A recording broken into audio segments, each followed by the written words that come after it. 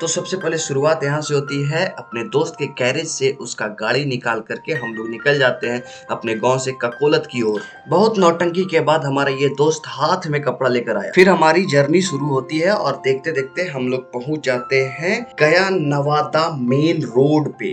कुछ दूर चलने के बाद हम लोग पहुंचते हैं नवादा के थाली बाजार। हम लोग गया से इस साइड से आए हैं और ये रोड सामने जाती है, लेकिन हम लोग को सामने नहीं जाकर के यहाँ से राइट लेना है। ये है ककोलत जलप्रपात का रास्ता। हम लोग को बहुत ज्यादा भूख और प्यास लगा था तो थाली बाजार से खीरा खाए और आगे की ओर बढ़े। कुछ ही दूर चलने के बाद हमें मिलता है लंबा जाम, लेकिन ये जाम नहीं बल्कि यहाँ काटा जा रहा है पार्किंग चार्ज। और यहीं पे मिलते हैं हमारे कुछ सब्सक्राइबर। हाय कर दीजिए। यहाँ से आगे बढ़ने के साथ ही हमें बहुत ही खूबसूरत सड़कें दिखती है, बहुत ही खूबसूरत दृश्य दिखता है। बहुत ही मजा आ रहा था इस रास्ते पर ट्रेवल करके। जैसे ही हम लोग पार्किंग के पास पहुंचते हैं तो देखते हैं ये क्या, पूरा पार्किंग तो फुल है। पार्किंग वालों ने हमें चूना लगाकर पहले ही पार्किंग चार्ज ले लिया, लेकिन पार्किंग नहीं दिया। फिर हम लोगों ने सड़क के किनारे गाड़ी को पार्क किया और देखा यहाँ पे हेलमेट रखने का भी जगह है जो बाइक से आते हैं उनके लिए। कुछ दूर पैदल चलने के बाद हम लोग पहुंचते हैं ककोलत मेन गेट के पास। तो फिर हम लोगों को पता चलता है कि यहाँ टिकट लेना जरूरी है जाने के लिए। जैसे हम लोग टिकट लेने जाते हैं तो पता चलता है कि पर पर्सन आपको 10 रुपए देने हैं। अगर आप सैटरडे संडे को आते हैं तो आपको 20 रुपए देने हैं। एवं प्रत्येक मंगल को ककोलत बंद रहता है। प्रवेश करते ही सबसे पहले हमें दिखता है शौचालय और दूसरी साइड दिखता है चिल्ड्रेन पार्क, जो कि बच्चों के लिए बनाया गया है और ये सरकार की एक अच्छी पहल हो सकती है। मुख्य द्वार से प्रवेश करने के बाद हमें लगभग 500 से 600 मीटर पैदल चलना पड़ता है और इस धूप में हम लोग मजा करते हुए जा रहे हैं। बीच बीच में पीने के लिए पानी भी दिया गया है, जो कि बहुत ही अच्छी बात है। हम लोगों ने भी पानी पिया। फिर यहाँ से हम लोग आगे की ओर बढ़े डायरेक्शन को फॉलो करते हुए।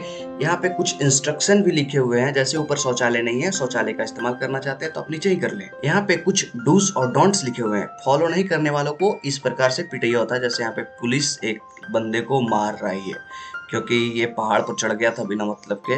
प्रतिबंधित एरिया में चढ़ गया था जिधर चढ़ना बिल्कुल मना था। रास्ते में हमें स्विमिंग पूल जैसा कुछ दिखा। लोग का कहना है कि जो बुजुर्ग लोग ऊपर नहीं चढ़ पाते वो यहाँ पे स्नान कर सकते हैं, लेकिन अभी फिलहाल ये बंद था। फिर हम लोग आगे की ओर बढ़ते हैं अपने मंजिल की ओर। बीच बीच में कुछ सेल्फी पॉइंट्स बनाए गए हैं। उसके बाद हमें लगभग 200 से 300 सीढ़ियां चढ़ना पड़ता है। चढ़ते चढ़ते हमारी हालत तो खराब हो रही थी, लेकिन मजा कुछ और ही आ रहा था। और हालत सिर्फ हमारी खराब नहीं हो रही थी, जितने लोग चढ़ रहे थे धूप में, धूप की वजह से हालत लोगों की खराब हो रही थी। बीच बीच में झरना का जो पानी आ रहा था बहुत ही सुंदर लग रहा था और देखते देखते यहाँ भीड़ काफी बढ़ गई थी। देख सकते हैं कितने सारे लोग एक समय में यहाँ पे पहुंच चुके थे। ऐसे में हमें अपनी और अपने सामान की सुरक्षा स्वयं करनी पड़ती है। फिर इस झरना और झरने के पानी और नहाते हुए लोगों को देखकर हमारी सारी थकान दूर हो गई। फिर जल्दी जल्दी हम लोगों ने अपना ड्रेस चेंज किया और कूद पड़े कुंड में। यार सच बताऊं तो लग ही नहीं रहा था कि गर्मी का मौसम है। काफी ठंडा पानी था, बर्फ जैसा ठंडा था और ऊपर से जो झरना का पानी गिर रहा था बहुत ही ठंडा था।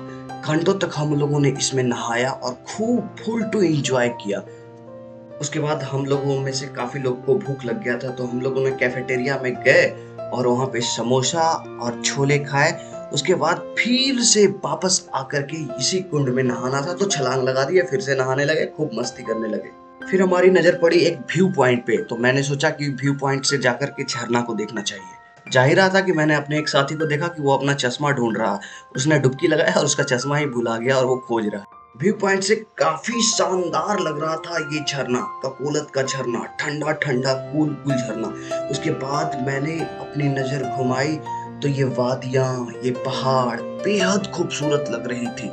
यदि आप भी इस प्रकार के नजारे का लुत्फ उठाना चाहते हैं तो एक बार ककोलत जरूर आए।